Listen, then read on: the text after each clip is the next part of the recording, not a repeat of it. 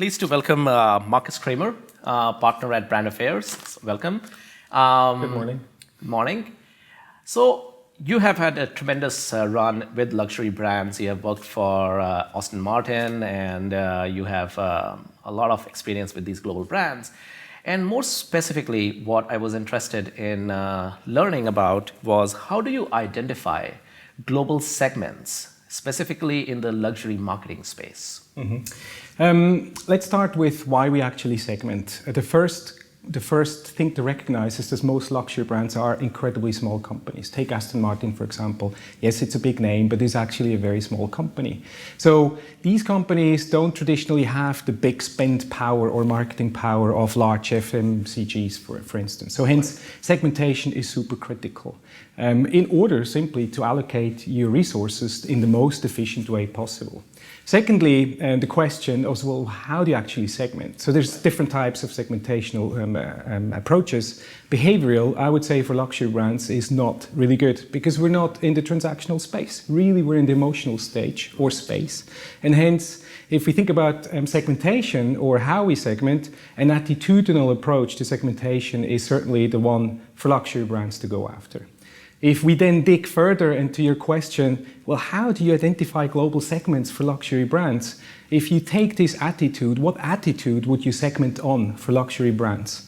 My experience tells me that you do this on status, okay? So you can segment on multitude. You could look at leisure, you could look at all kind of where do people spend their spare time, etc. But status is a super interesting transitional concept, because it allows you to segment on geography, i.e. cultural context, language, etc. Because status isn't understood or defined in the same way around the world in the US, for example, as it would be in continental Europe. I'll give you an example again for out of the car world, for instance. Lexus.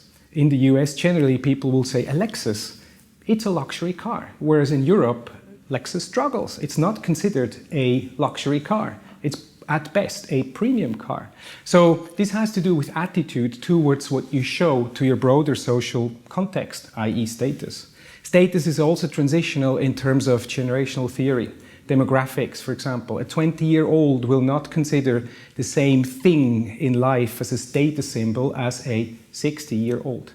So status is perhaps not the quickest one to think of if you think about segmentation, but for luxury brands, and because luxury is very much synonymous if you go behind the scenes on status, whether it's a demonstration of wealth with a super fast red car in emerging markets, right? Demonstration of wealth, to demonstration of taste and sophistication, or inner status, where you're much more into the space of it's about me more than about people around me. That has to do with status. And so I think if we think this through, for luxury brands, status is a super proxy to look at where you possibly find people with the right mindset to buy into your products. And related to status, also you kind of hinted to the idea of conspicuous consumption in a way in the luxury brands specifically.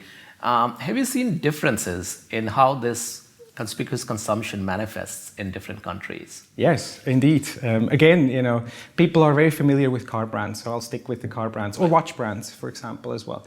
But let's take London, as we are here, and you take a very iconic British brand like Aston Martin. It's very much a expression of sophistication and taste. It's not very shouty, it's not very loud, but it's a super expensive car. And you will buy this very much for your own satisfaction and your inner self, for appreciation of what's underneath the bonnet, more perhaps than what people will recognize it. And on top of it, if you go out, you will actually see quite a lot of them, but they're mostly black and gray and silver, so they don't jump out.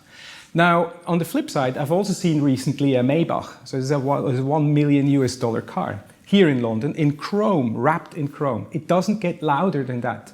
This is no longer a concept that connects. It's no longer relevant, particularly in the Western world. And Maybach as a business is out of business as of last year. It's no longer produced this ostentatious consumption of wealth or demonstration of wealth is no longer having enough traction, not just here, but increasingly in emerging markets as well, to be substantial enough to really build a business around it.